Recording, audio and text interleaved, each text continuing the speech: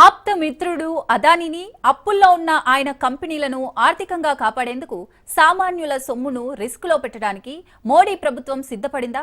అవినీతి ఆరోపణలను ఎదుర్కొంటున్న అదానీ కంపెనీలకు రుణాలు ఇచ్చేందుకు విదేశీ బ్యాంకులు ముందుకు రాకపోవడంతో ప్రభుత్వ రంగ బీమా దిగ్గజం ఎల్ఐసిని బలిపెట్టాలనుకుంటోందా?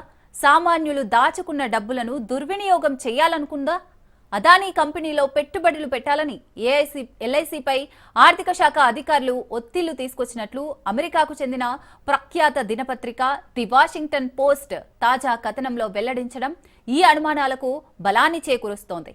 అదానీ గ్రూపు కంపెనీలో పెట్టుబడులు పెట్టాలంటూ కేంద్ర ఆర్థిక శాఖకు చెందిన కొందరు ఉన్నతాధికారులు ఎల్ఐసిపై ఒత్తిళ్లు తీసుకొచ్చినట్లు పేర్కొంది.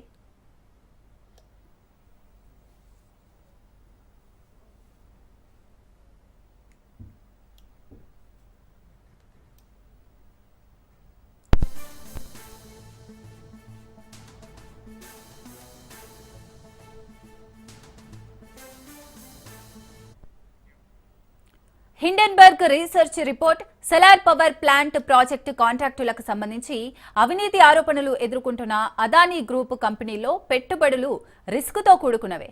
ఈ విషయం తెలిసినప్పటికీ కేంద్ర ప్రభుత్వ అధికారులు పెట్టుబడులపై ముందుకే వెళ్లినట్లు తెలిపింది.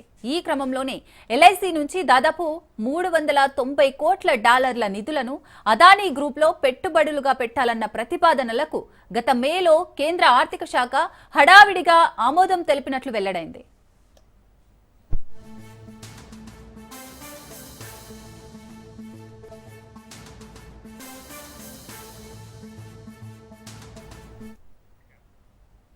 ఇకపోతే భారత్ లో భారీ సోలార్ ఎనర్జీ ప్రాజెక్టులు చేపట్టడానికి 2021లో అదానీ గ్రూపు ప్రణాళికలు సిద్ధం చేసింది. ఈ క్రమంలో ఎలాంటి పోటీ లేకుండా కాంట్రాక్ట్ టెండర్లు దక్కించుకోవడానికి ఏపీ, ఒడిశా, తమిళనాడు, జమ్మూ కాశ్మీర్, ఛత్తీస్గఢ్ రాష్ట్రాల్లోని ఉన్నతాధికారులకు అదానీ గ్రూపు ప్రతినిధులు 2,238 కోట్ల మేర లంచాలు ఆఫర్ చేశారు.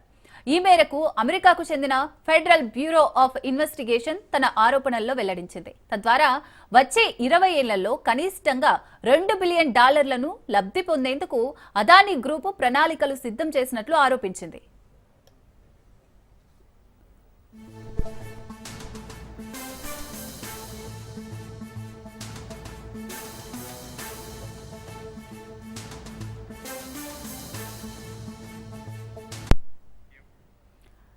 ఈ మొత్తం లంచం సొమ్మును సేకరించడానికి అమెరికాలోని బ్యాంకులు పెట్టుబడిదారులకు తప్పుడు సమాచారం ఇచ్చి మోసపుచ్చే ప్రయత్నాలు చేసినట్లు తెలిపింది.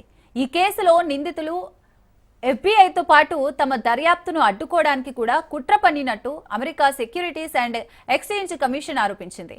ఈ కేసు ఇంకా కొనసాగుతుంది. దీంతో అదానీ గ్రూప్ కంపెనీలకు రుణాలిచ్చేందుకు విదేశీ బ్యాంకులు ఏవీ ముందుకు రాలేదు. అప్పుల భారం పెరిగిపోయింది. ఈ క్రమంలోనే అదానీ కంపెనీలో పెట్టుబడులు పెట్టాలని ఎల్ఐసిపై ఆర్థిక శాఖ వర్గాలు ఒత్తిళ్లు తెచ్చినట్టు వాషింగ్టన్ పోస్ట్ కథనాన్ని బట్టి అర్థమవుతోంది.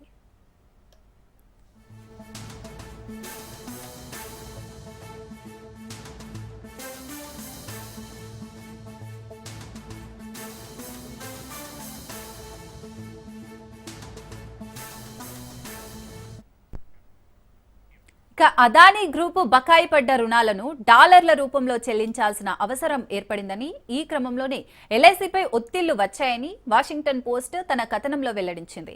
ఇదిలా ఉండగా ఈ ఏడాది మే నెలలో గౌతమ్ అదానీకి చెందిన Adani ports and special economic zone 5,000 కోట్లకు పైగా విలువైన నాన్ కన్వర్టబుల్ డిబెంచర్లను జారీ చేసింది.